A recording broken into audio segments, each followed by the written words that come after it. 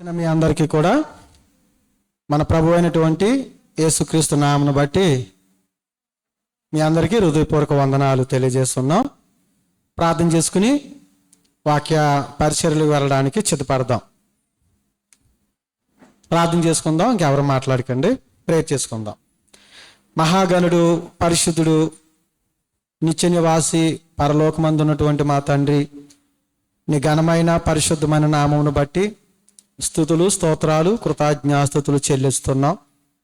ఉదయకాలం అంతా నీ దయ, నీ కాపుదల మాపై నుంచి, మీ అనుగ్రహాన్ని బట్టి ఈ రాత్రికాల సమయంలో ఈ శుక్రవారం బైబిల్ తరగతిలో నీ కుమారుని యొక్క ప్రభు సన్నిధానంలో కూడి ఇంతవరకు పాటలు పాడి మిమ్మను కీర్తించి ఘనపరిచి ఉన్నావు నాయన. ఈ సమయంలో ఈ అపొస్తల కార్య గ్రంథము 4వ అధ్యాయంలో ఉన్న లేఖన భాగాల్ని మేము అధ్యయనం చేసి ఉంటుండగా మాట్లాడుతున్న మాకు మీ జ్ఞానం అందించండి.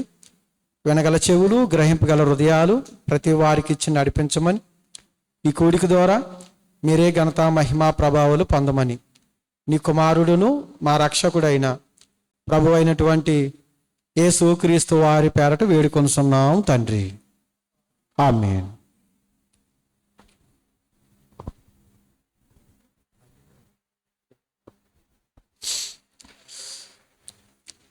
మరొకసారి చేరి వచ్చిన మీ అందరికీ కూడా ప్రభు అయిన యేసుక్రీస్తు నామమును బట్టి వందనాలు తెలియజేస్తున్నాం. అపొస్తల కార్య గ్రంథాన్ని 4వ అధ్యాయంలో మనం చివరి వచనాల్లో ఉన్నాము. మన మంగళవారం 34వ వచనాన్ని చదివి ఉన్నాం. 34వ వచనంలో 33, 34 మనం చదివి ఉన్నాం. 33వ వచనం కానీ చదువుతున్నాం. ఇదియుగాక అపొస్తలులు బహుబలముగా ప్రభు అయిన యేసు పునరుత్థానమును గూర్చి సాక్ష్యం ఇచ్చిరి. దైవ కృప అందరి యందు అధికముగా ఉండెను. భూములైనను ఇండ్లైనను కలిగిన వారందరూ వాటిని అమ్మిని వాటిని వెల తెచ్చి అపొస్తలుల పాదముల యొద్ద పెట్టుచూ వచ్చిరి.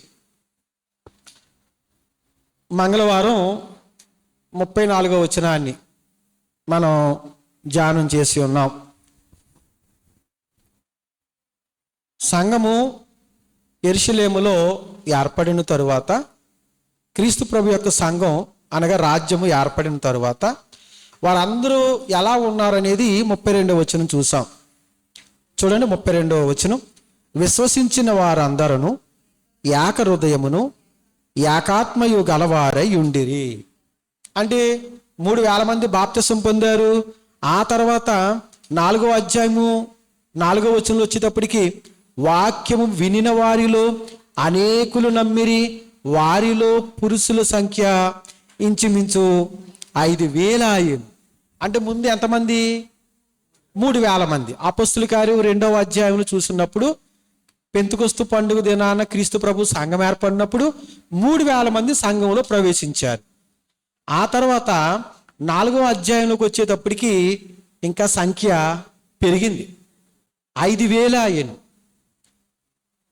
గనుక ఇప్పుడు ఏం చెప్తున్నాడు 32వ వచనంలో? విశ్వసించిన వారందరూ ఏక హృదయమును ఏకాత్మయు గలవారయ్యుండిరి. అంటే ఈ 5,000 మంది కూడా 5,000 మంది ఒకే మనసు కలిగి ఉండాలంటే ఎంత ఆత్మీయస్థితి ఉండాలి వాళ్ళలోని? అవునా కదా? ఆత్మీయస్థితి ఉంటేనే కానీ ఈ ఏక మనసు, ఏక హృదయం అనేది ఉండదు.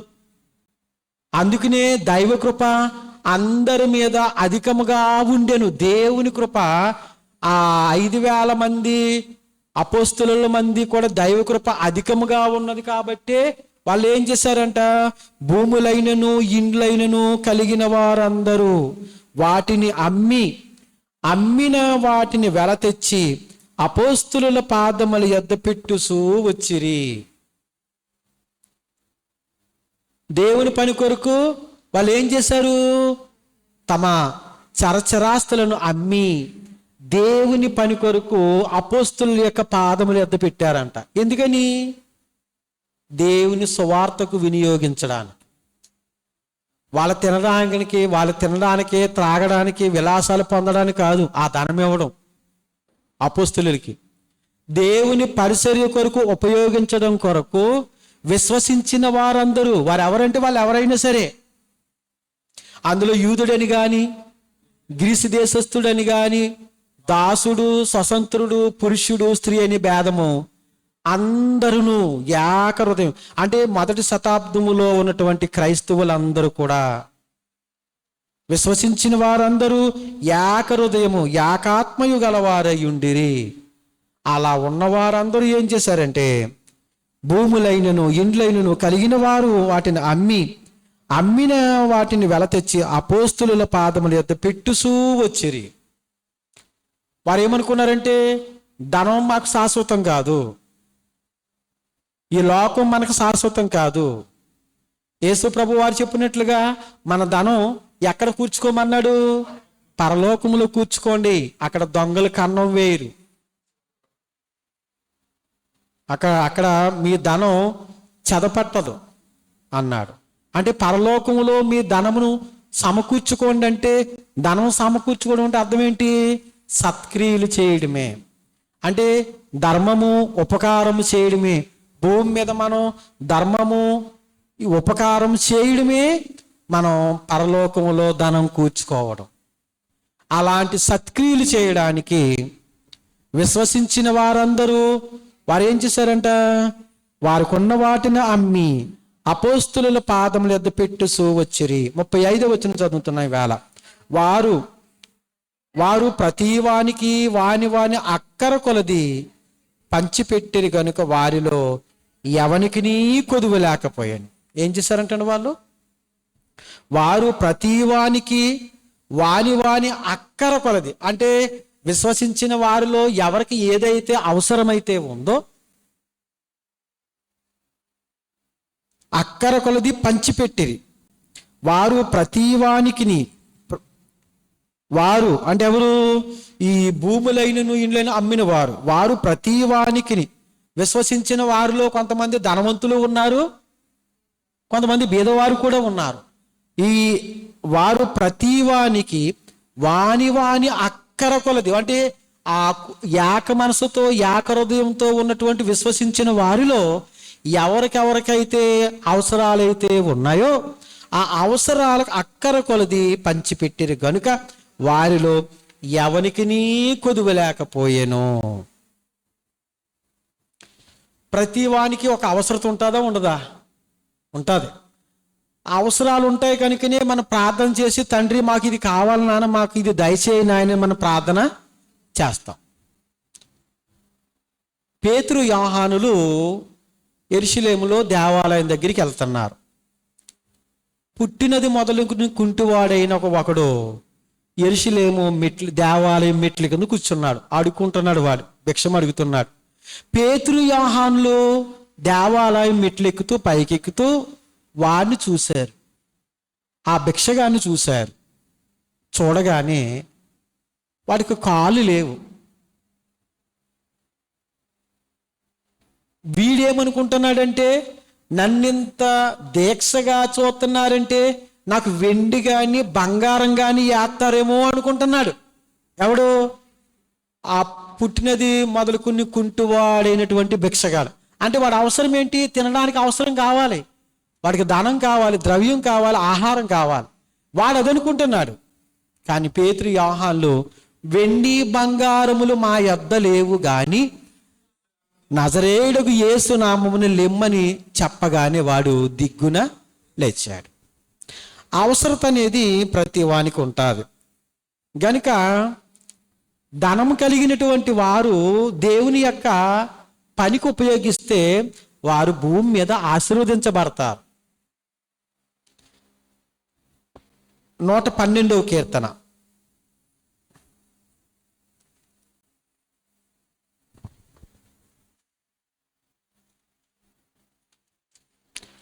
112వ కీర్తన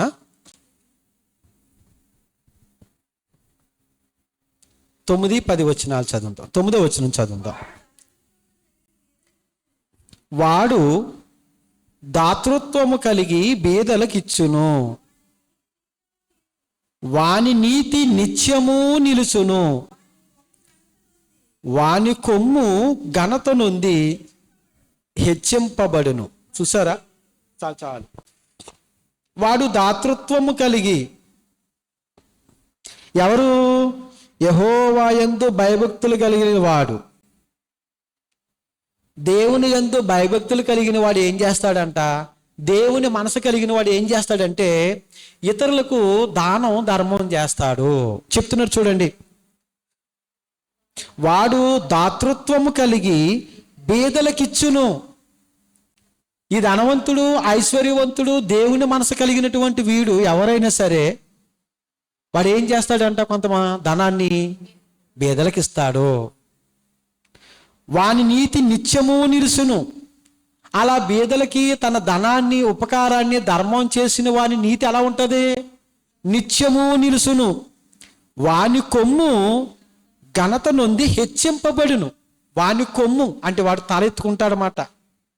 వాడు కొమ్ము అంటే ఏంటి? కొమ్ము అంటే వాడు పైకి లేవడం. వాడంతా దాతృత్వం కలిగి బీదలకు ఇస్తున్నాడు కనుక వాడు దేవుని దృష్టిలో ఘనత నొందుతాడు. వాడు గొప్పవాడు అనబడతాడు. ఆ గొప్పవాడు అనబడతాడని, ఘనత నొందుతాడని చెప్పడానికి వాని కొమ్ము ఘనత నొంది హెచ్చింపబడును. వాని కొమ్ము అంటే వాడు తలెత్తుకుని తిరుగుతాడు. వాడు సమాజంలో మంచి పేరు పొందుతాడు. అంటే ఆ పేరు అతనికి ఎవరు తీసుకొస్తారు?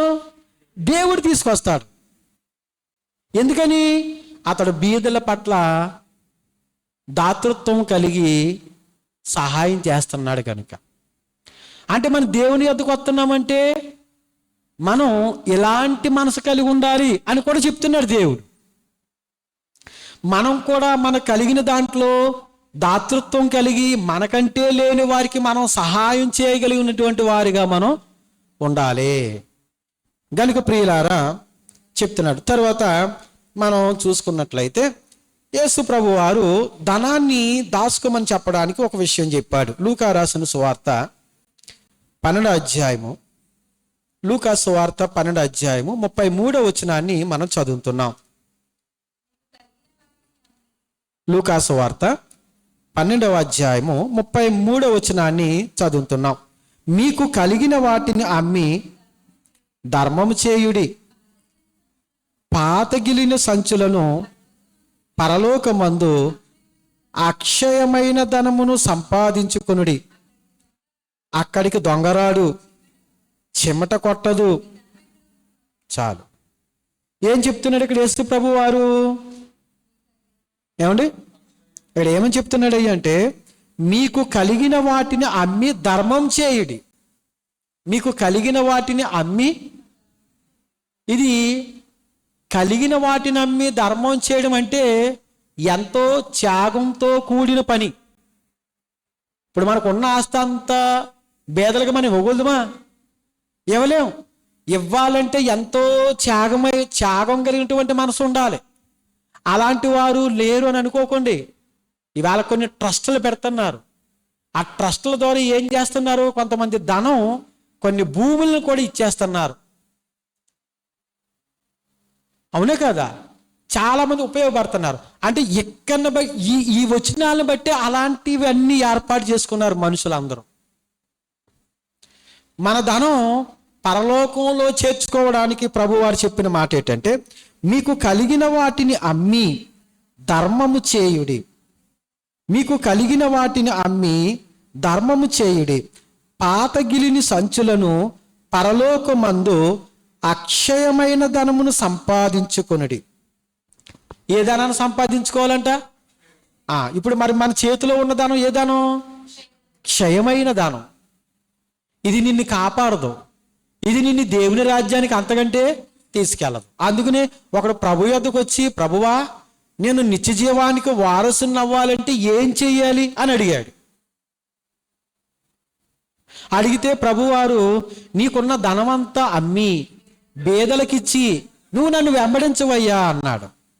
వాడు మహాధనవంతుడు గనుక మిక్కిలి వ్యసనపడి బాధపడి, ఏంటి నా ఆస్తి, నా ఐశ్వర్యం, నా ఎకరాలు, నా పొలాలు అన్నీ అమ్మి ఈయన కూడా రావాలా? దేవుణ్ణి నమ్మడం అంటే ఇదా అనుకుని వాడు వ్యసన పడి వెళ్ళిపోయాడు. దైవ కృప ఉన్నవాడు, మనం ఇక్కడ భూమి మీద బ్రతుకుతున్న మనం, ఇది స్థిరమైంది కాదు, ఈ ధనం మనల్ని రక్షించదు, మన ధనం పరలోకంలో కూర్చుకోవాలి అనుకునేవారు ఎవరైనా ఉంటే వారు ఎంత త్యాగమైనా చేస్తారు. ఎంత త్యాగం చేస్తారంటే వారు ఆస్తిని అమ్మి దేవునికి ఇస్తారు. నేను పోయిన వారం కాక అంతకుముందు వారం చెప్పాను, కొంతమంది దేవునికి స్థలాలు ఇచ్చేటువంటి దాతలు ఉన్నారు. వాళ్ళు చనిపోయినా కానీ ఆ స్థలం వారి పేరిట 10 మంది వెళ్ళి దేవుణ్ణి ఆరాధించేటువంటి విధంగా కొనసాగుతున్నాయి ఇప్పటికీ కూడా కొన్ని ప్రాంతాల్లో. ఇది మనం కళ్ళారా చూస్తున్నాం ప్రియులారా. అంటే ఎంత ఒక అనుకుంటారు కొంతమంది, ధనం ఉంది కాబట్టి ఇచ్చారు అని అంటారు.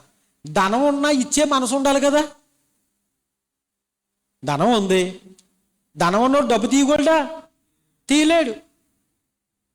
ధనం ఉన్నా కానీ డబ్బు తీసుకోవడం అనేది గొప్ప సంగతే. అందుకనే పోయిన వారం మీకు చెప్పాను, జక్కయ్య ఏం చేశాడు? యేసుప్రభువును తన ఇంటికి పిలిచాడు, ఇంటికి వచ్చాడు.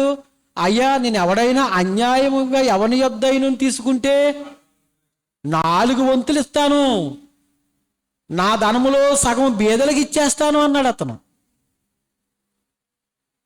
అంటే ఎక్కడ ధనం కూర్చుకుంటున్నాడు? ఈవేళ మనం అనుకుంటున్నాం ఇదే మన బ్రతకడానికి ధనం అవసరం కాదని నేను అంటలేదు. అయితే ధనం మన చేతిలో మారేటువంటి ఒక మారక ద్రవ్యం తప్ప అది మాత్రం మన దేవుని రాజ్యాన్ని తీసుకెళ్ళదు. మన బిడ్డలు క్షేమంగా బ్రతకాలి, మనకు క్షేమంగా బ్రతకాలంటే డబ్బు అవసరం. డబ్బు బ్రతకడానికి అవసరం, కానీ డబ్బు మాత్రం దేవుడి కాదు. ఆ డబ్బుని బట్టి ఒకడు పొడుచుకుని చేస్తున్నాడు. ఆ డబ్బుని బట్టి విరోధాలు వస్తున్నాయి, భేదాలు వస్తున్నాయి. నువ్వు గొప్పోడు, నేను లేనోడిని అని అన్ని తారతమ్యాలు ఎక్కడొస్తున్నాయి? డబ్బుని బట్టి. చివరికి బంధువుల్లో కూడా డబ్బుని బట్టి భేదాభిప్రాయాలు ఏర్పడుతున్నాయి. అవునే కదా? గనుక ప్రియులారా, అందుకనే ప్రభు వారు చెప్తున్నటువంటి మాటలు, మీరు ధర్మం చేయుడి అని చెప్తున్నాడు. అలాగే మనకున్నటువంటి ధనంలో ప్రభువారు మనకు నేర్పినటువంటి మాటలు ఏంటో తెలుసా? మనం ఆశీర్వదింపబడాలనుకుంటే ఒక ఉత్తమమైన కార్యం మనం చేయాలంట. ఇది చాలా మంది చేయరు, వింటారు కానీ చాలా మంది చేయరు. నిజం చెప్తున్నాను. యేసు ప్రభు వారు లోకానికి ఒక గుణపాఠం చూపిస్తున్నాడు మనకి. ఇలాంటి కార్యాలు చేస్తే ఆశీర్వదించబడతారు అన్నాడు. ఎలాంటి కార్యమో తెలుసు? అది లూకా రాసిన సువార్త చూడండి. ఇది అనేక సందర్భాల్లో విన్నారు మీరు. 14వ అధ్యాయం 12-13 వచనాలు చదువుతున్నాం. మరియు ఆయన తన్ను పిలిచిన వానితో ఇట్లనెను. యేసు ప్రభు వారిని ఒక ఆయన భోజనానికి పిలిచాడు. ఎవరిని? యేసు ప్రభు వారిని ఒక ఆయన భోజనానికి పిలిచాడు, ఆతిథ్యం ఇవ్వడానికి పిలిచాడు. ఆ పిలిచిన వాడితో యేసు ప్రభు వారు అంటున్నారంట, మరియు ఆయన తన్ను పిలిచిన వానితో ఇట్లనెను, నీవు పగటి విందైనను రాత్రి విందైనను చేయనప్పుడు నీ స్నేహితులనైనను నీ సహోదరులైనను నీ బంధువులనైనను ధనవంతులకు నీ పొరుగువారినైనను పిలవవద్దు. వారు ఒకవేళ నిన్ను మరలా పిలుతురు గనుక. చూసారా? మన గృహాల్లో ఏదైనా ఒక మంచి కార్యం పెట్టుకుని భోజనాలు ఏర్పాటు చేసుకున్నాం అనుకోండి, అలాంటిటప్పుడు మన బంధువులను, మన స్నేహితులను, మన రక్త సంబంధులను పిలుచుకుని వారికి భోజన పదార్థాలు పెట్టించాం. వాళ్ళు వచ్చారు, తిన్నారు, వెళ్ళిపోయారు. వాళ్ళు కూడా అలాంటి కార్యక్రమం చేసినప్పుడు మనల్ని ఏం చేస్తున్నారు? మనల్ని కూడా పిలుస్తున్నారు. అలాగా మనం పిలిచినప్పుడు వాళ్ళు వస్తున్నారు, వాళ్ళు పెట్టుకున్నప్పుడు మనం వెళ్ళి వాళ్ళతో పాటు కలిసి భోజనాలు చేస్తున్నాం. కనుక ఇక్కడ నీకు ప్రత్యుపకారం జరిగిపోతుంది. అతను నువ్వు పిలిచావు, నిన్ను కూడా అతను ఏం చేశాడు? పిలిచాడు. కానీ నువ్వు ఆశీర్వదించబడాలంటే ఏం చేయాలో తెలుసా? చెప్పాడు. అయితే నీవు విందు చేయనప్పుడు, అంటే ఏ కార్యమై ఏ సందర్భంలోనైనా నువ్వు సంతోషంగా ఆనందంగా ఏ పుట్టినరోజునో ఏ మంచి కార్యక్రమం వచ్చిన రోజున నువ్వు భోజనం పెడుతున్నప్పుడు, అయితే నీవు విందు చేయనప్పుడు ఎవరిని పిలమన్నాడు? బీదలను, 2 అంగహీనులను, 3 కుంటివాండ్రును, 4 గుడ్డివాండ్రును పిలువుము. ఎవరిని పిలమన్నాడు? బేదలను, అంగహీనులను, కుంటివాండ్రును, గుడ్డివాండ్రును పిలువు.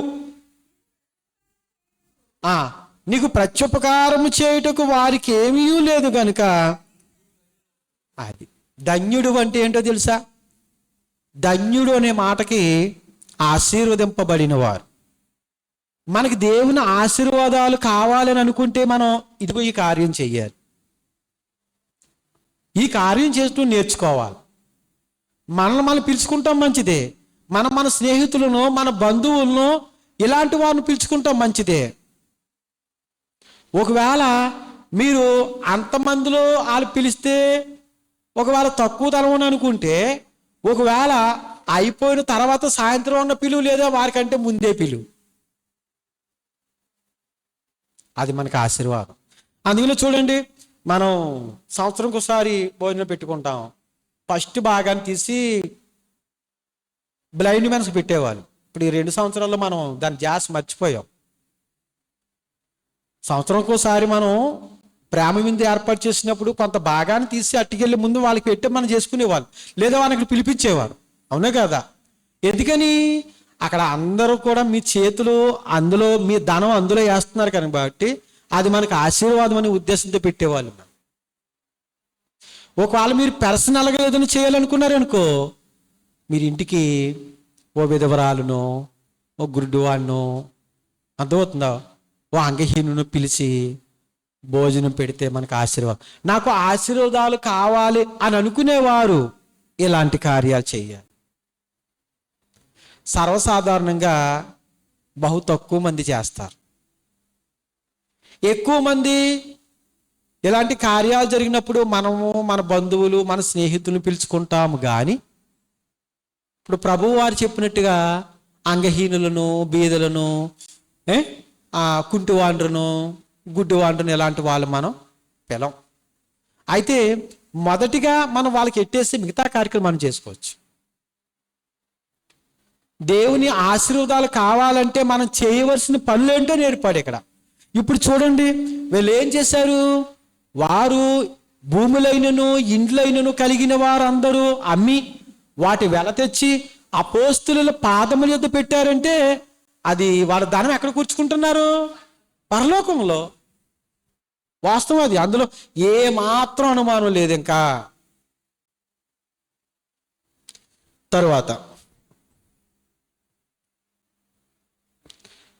అందుకనే అపోస్తుల కార్యం 2వ అధ్యాయము 45వ వచనం మనం చదివాం. అది ఒకసారి తీయండి. అపోస్తుల కార్యము 2వ అధ్యాయం 45వ వచనంలో, ఇదియుగాక వారు తమ చరచరాస్తులను అమ్మి అందరికి వారి వారి అక్కరి కొలది పంచిపెట్టిరి. చాలు. మొదటి శతాబ్దంలో ఉన్న క్రైస్తవులు దేవుని సువార్త పని కొరకు, దేవుని పరిచయ కొరకు ధనాన్ని పోగు చేశారు. ఎందుకని? దేవుని సువార్త పనికి వినియోగించాలి.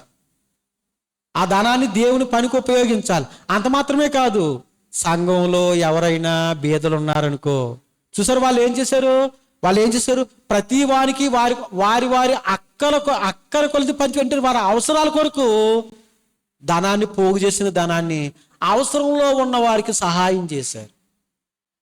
మన బంధువుల్లో ఎవరికన్నా బాగుపోతే బంధువుల్లో, ఒరే నువ్వు ఎంతేసుకోరు, నేను ఎంతేసుకుంటానని ఆ మనిషిని లేపడానికి 10 మంది 10 చేతులు వేస్తారు.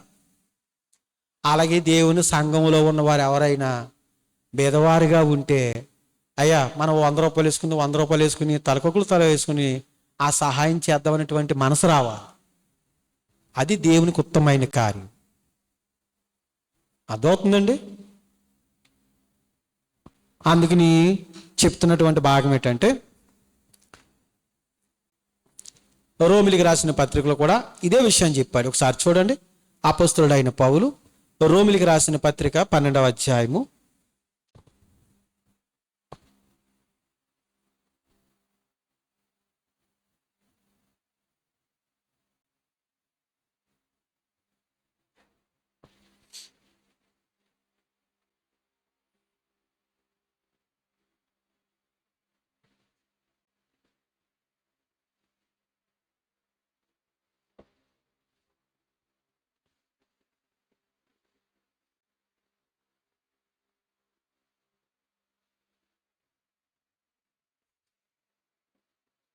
సార్ ఆగండి.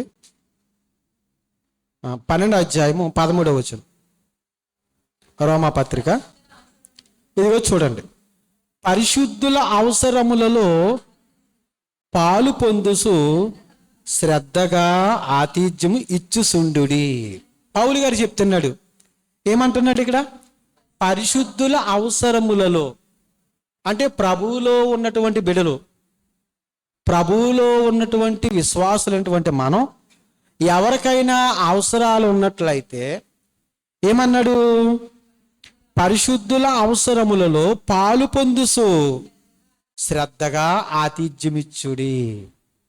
మనం ఒకరినొకరు ఆ ప్రేమ క్రియల ద్వారా తెలియపరచుకోమన్నాడు. మనం చేసే క్రియల ద్వారా ప్రేమను వ్యక్తం చేయమన్నాడు. పరిశుద్ధుల అవసరాలు ఉంటాయి ఉండమో మనకి. ప్రతి వారికి ఏదో ఒక అవసరం ఉంటుంది. మనం మన అవసరాల్లో ఉన్నప్పుడు ఇదిగో మాకు ఈ అవసరం ఉంది, మా కొరకు ఈ అవసరం కొరకు ప్రార్థన చేయండి అని మనం ఒకరినొకరు ప్రోత్సహించుకుని ప్రార్థన చేసుకోవాలి. ఒకరినొకరు మేలు కోరుకునేవారుగా ఉండాలి. అది తర్వాత హెబ్రీయులకు రాసిన పత్రిక అపోస్తలుడైన పౌలు హెబ్రీయులకు రాసిన పత్రిక 6వ అధ్యాయము 10వ వచనాన్ని చదువుతున్నాం. 9-10 వచనాలు. అయితే ప్రియులారా, మేము ఎలాగూ చెప్పుచున్నాను, మీరెంతకంటే మంచిదియు రక్షణకరమైనదియునైన స్థితిలోనే ఉన్నారని రూఢిగా నమ్ముచున్నాను. అయితే ప్రియులారా, మేము ఎలాగూ చెప్పుచున్నాను, మీకు అనేక విషయాలు ఎలాగ మేము చెప్పుచున్నా, మీరెంతకంటే మంచిదియు రక్షణకరమైనదియునైన స్థితిలోనే ఉన్నారని రూఢిగా నమ్ముచున్నాను. మీరు చేసిన కార్యమును మీరు పరిశుద్ధులకు ఉపసారము చేసి ఎంకను ఉపసారము చేయుచుండుట చేత తన నామమును బట్టి చూపిన ప్రేమను మరుచుటకు దేవుడు. అంటే నువ్వు ఒక ధర్మం చేస్తున్నావంటే ఎవరికి చేస్తున్నట్టు? దేవునికి చేస్తున్నట్టే. ఒకరికి సహాయం చేస్తున్నావంటే ఎవరు చేసినట్టు? దేవునికి చేస్తున్నట్టే. అందుకని ముందు మనల్ని ప్రోత్సహించుకోమన్నాడు. మనల్ని ప్రోత్సహించుకోమన్నాడు. మరి పరిశుద్ధుల అవసరాలు తీరాలంటే ముందు ఏముండాలి? ధనం ఉండాలి. ధనం ఉండాలంటే మీరు ఆశీర్వదించబడాలి. మీ పనుల్లో కొంత భాగాన్ని దేవునికి ఇవ్వాలి. సేవకుని పోషణకు ఇవ్వాలి. కొంత దేవుని పనికి ఇవ్వాలి. దేవుని పని నిమిత్తం ఇచ్చింది దాన్ని దేవుని పని కొరకే కేటాయించాలి.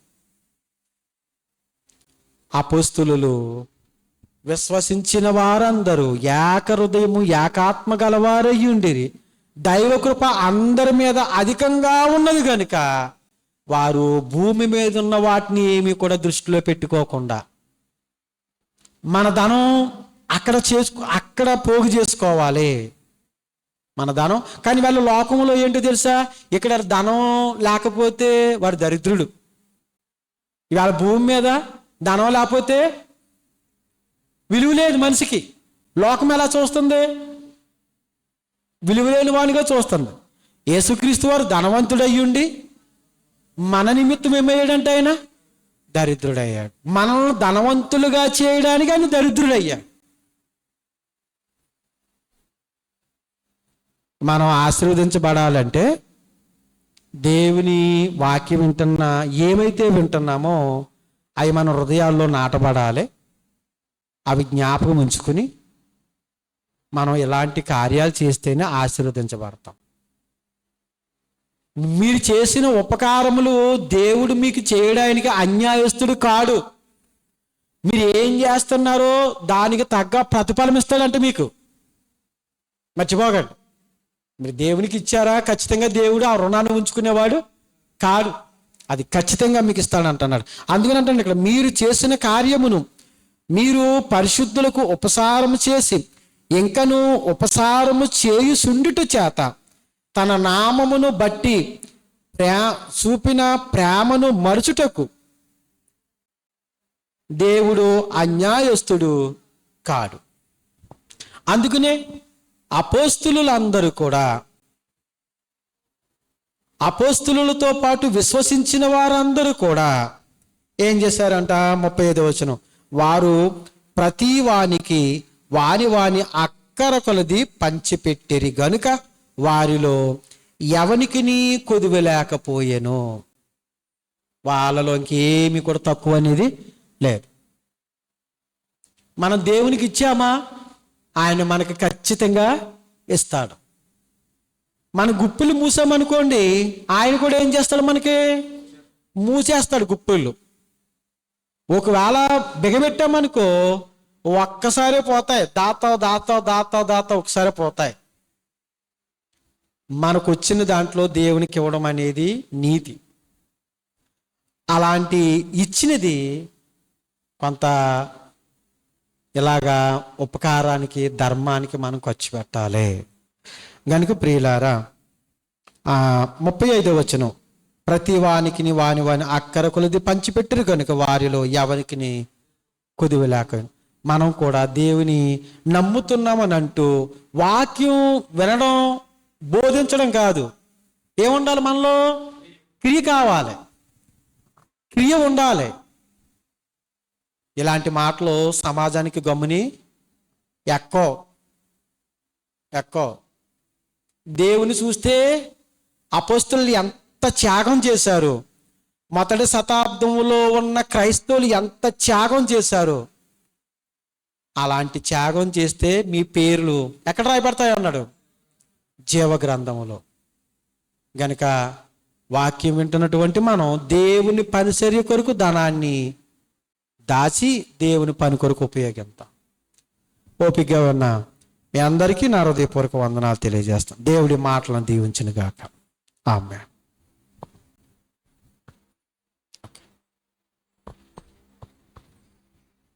ప్రార్థన చేసుకుందాం.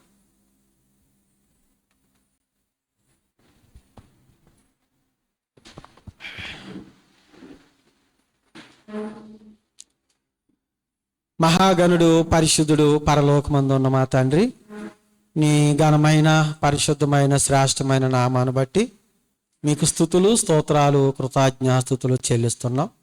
ఈ శుక్రవారం దినాన్ని అపొస్తలుల కార్య గ్రంథం 4వ అధ్యాయం 35వ వచనంలో ఉన్న భాగాన్ని బిడ్డలకు వివరించడం జరిగింది. నాయన వారు భూములైనను ఇండ్లైనను అమ్మి అపోస్తుల పాదముల యొద్ద పెట్టుచూ వచ్చారని దైవకృప అందరి మీద అధికంగా ఉన్నట్టు ఆ కార్యాన్ని చేశారు. ఆ కార్యం ఎంతో త్యాగంతో కూడినటువంటి పని తండ్రి. మా తండ్రి, వారు మరి అక్కర కొలది పంచిపెట్టిరి, కొదువు లేక ఉండిరి అనే మాటను మేము ఈరోజు ధ్యానించి ఉన్నాం. మొదటి శతాబ్దంలో ఉన్న క్రైస్తవులు వారు ధనం ఉన్నా కానీ వారి మనసు ధనం మీద ఉంచక పరలోకంలో నిత్య జీవం పొందాలన్నటువంటి ఆలోచనతో వారు చేసిన గొప్ప కార్యాల గురించి ఈరోజు మేము నేర్చుకున్నాం. విత్తబడినటువంటి వర్తమానం మా అందరి హృదయాల్లో ఫలింపజేయండి. మేము అలాగూ త్యాగపూరితమైనటువంటి నీ పరిచర్య కొరకు, నీ సేవలో ధనాన్ని ఉపయోగించడం కొరకు అటు వారిగా మేము చేయడానికి మమ్మల్ని సంసిద్ధంగా చేయండి. దుష్టిని మాకు దూరపరచండి. నీ పని కొరకు మేము అందరం యోగ్యమైన పాత్రలుగా వాడుకొనడానికి మమ్మల్ని వినియోగించమని, మీకు వ్యతిరేకమైన అపరాధములు, పాపములు చేస్తుంటే మన్నించి క్షమించమని, విత్తబడినటువంటి వర్తమానం ఎంతమంది విని ఉన్నారో వారందరి హృదయాల్లో, వారందరి కుటుంబాలను దీవించి అట్టి మనసు కలిగినటువంటి వారిగా సంఘం ఏకహృదయము, ఏకాత్మయు కలిగిన వారిగా, భేదము అనేటటువంటి లేకుండా అందరూ నీ కుమారుని యొక్క ఒక్క శరీరములో ఉన్న మేమందరము నీ బిడ్డలుగా, నీ పిల్లలుగా కొనసాగడానికి నీ కృప మాపై ఉంచమని, ఈ రాత్రికాల సమయంలో నీ సన్నిధికి కూడి వచ్చినటువంటి యవన బిడ్డలను, స్త్రీలను, పురుషులను ప్రతి ఒక్కరిని, ఇక్కడ పాల్గొన్న ప్రతి వారిని పేరు పేరు చెప్పిన దీవించి మీరు ఆశీర్వదించి ఘనత, మహిమా, ప్రభావములు మీరే పొందమని నీ కుమారుడును మా రక్షకుడైన ప్రభువైనటువంటి యేసుక్రీస్తు వారి పేరట మిక్కిలి బ్రతిమాలు వేడుకొనుచున్నాం తండ్రి. ఆమేన్. అందరికీ వందనాలు.